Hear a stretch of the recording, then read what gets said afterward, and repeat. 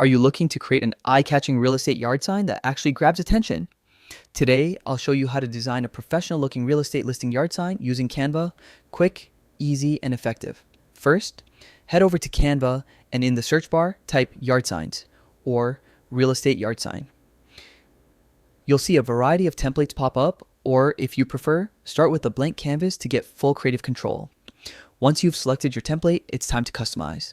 Start with your property details. Include the address, key selling points, and a clear, high-quality photo. Make sure your contact information is front and center, so potential buyers can reach you easily. Next, think about design elements. Use high-contrast colors to make your sign readable from a distance.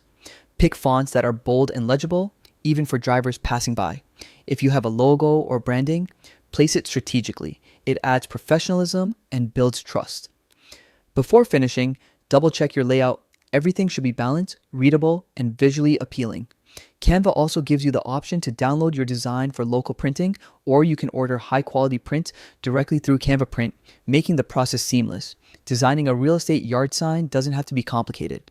With the right template, clear details, and a splash of creativity, you can create a sign that not only looks great, but actually helps sell your property faster.